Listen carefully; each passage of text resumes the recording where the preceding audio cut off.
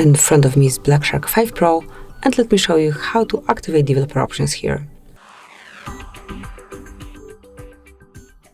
So at first, open the settings, then find and select About Phone, and go to All Specification. Now you have to locate build number somewhere, so here it is, and now just tap on it 7 times. And as you can see, from now on, you are a developer.